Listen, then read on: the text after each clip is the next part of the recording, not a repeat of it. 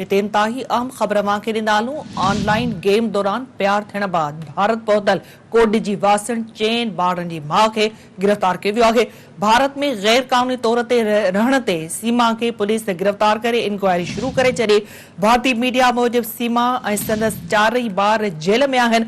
ॿुधाए पियो वञे त कोर्ट ॾिजी वासण औरत ऑनलाइन गेम दौरान इंडिया वासी नौजवान सां प्यार करे वेठी।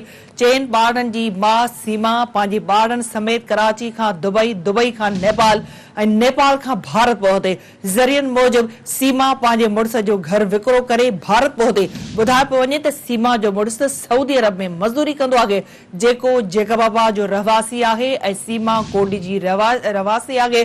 सीमा जी शादी 2014 में थी हुई, जंहिं गुलाम हैदर सां प्यार जो परणो कयो हुयो। भारत में कैद थियल सीमा जे मुड़ुस तरफ़ां हुकूमत पाकिस्तान खां घरवारी खे फौरी तौर ते वतन वापस कराइण जी अपील कई वई आहे। इन हवाले सां वधीक अपडेट्स लाइ असां राब्तो कयो आहे सिंध टीवी न्यूज़ जे रिपोर्टर साजिद राजभर सां। साजिद, अपडेट कजो इन ख़बर जे हवाले सां।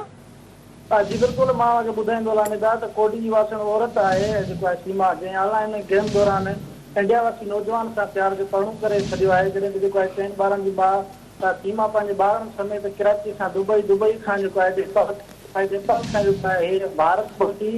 सीमा मुड़ुस जो जेको आहे ज़रिए वटां मालूम थियो आहे त घर जेको आहे विकिरो करे उहा भारत पहुती आहे। जॾहिं जेको आहे भारत में गैर कानूनी तौर रहंदड़ औरत खे जेको आहे पुलिस गिरफ़्तार करे छॾियो आहे। मां ॿुधाईंदो आहियां त गिरफ़्तार सीमा जेको आहे पुलिस गिरफ़्तार करे इंक्वायरी शुरू करे छॾी आहे।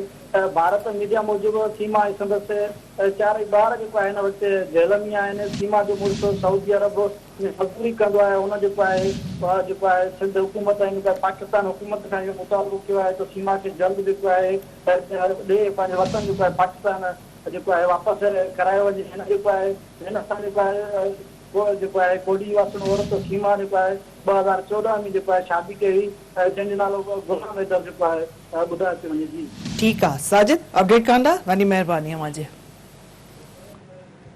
नाज़रीन, अव्हांखे अपडेट कयूं पिया इंतहाई अहम ख़बर जे हवाले सां।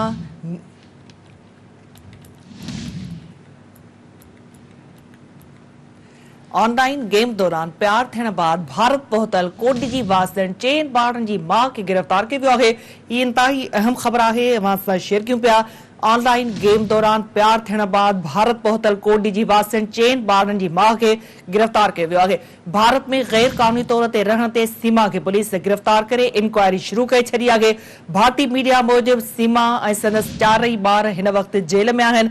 इहो बि ॿुधाए पियो वञे त कोड जी वासण औरत ऑनलाइन गेम दौरान इंडिया वासी नौजवान सां प्यार करे वेठी। चेन ॿारनि जी माउ सीमा पंहिंजनि ॿारनि समेत कराची खां दुबई, दुबई खां नेपाल ऐं नेपाल खां भारत पहुते। ज़रियनि जो चवणु आहे त सीमा पंहिंजे मुड़ुस जो घर विकिरो करे भारत पहुते। इहो बि ॿुधाए पियो वञे त सीमा जो मुड़ुस सऊदी अरब में मज़दूरी कंदो आहे, जेको जेकबाबाद जो रहवासी आहे ऐं सीमा कोडी जी रिहायशी आहे। सीमा जी शादी ॿुधाए पियो त 2014 में थी हुई, जंहिं गुलाम हैदर सां पसंदि जो परणो कयो हुयो। भारत में कैद थियल सीमा जे मुड़ुस तरफ़ां हुकूमत पाकिस्तान खां घरवारी खे फौरी वतन वापसि कराइण जी अपील कई आहे। इन हवाले सां वधीक अपडेट्स मालूम करण लाइ असां राब्तो कयो आहे जेकबाबाद में सिंध टीवी न्यूज़ जे रिपोर्टर ज़ैन सरकीअ सां। ज़ैन, कहिड़ा तफ़सील आहिनि इन ख़बर जा अव्हां वटि?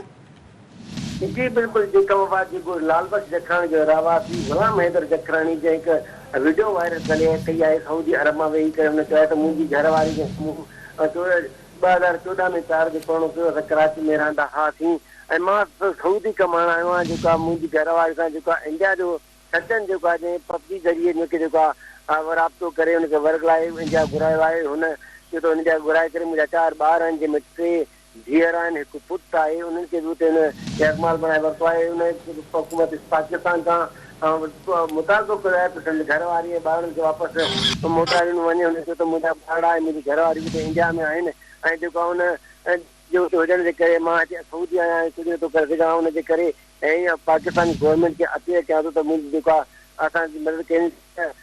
जेको गुलाम हैदर जखराणी जो वालिद आहे हाजी अमीर जान सां मुंहिंजो राब्तो थियो। हुन चयो त मुंहिंजो पुटु सऊदी में कमाए थो ऐं मुंहिंजी जेकी नुंहुं आई उहा कराची में रहंदी हुई ऐं असांखे ख़बर न हुई, असां पाण जेकबाबाद में रहंदा आहियूं ऐं उहा कीअं हितां जेको आहे इंडिया पुॼी आहे ऐं हुनजी जेका हुकूमत पाकिस्तान खां मुतालबो थियो त असांखे वञिणो ऐं ॿार वापसि न आया वञण जी। ठीकु आहे ज़ैन, अपडेट करण लाइ वॾी महिरबानी अव्हांजी।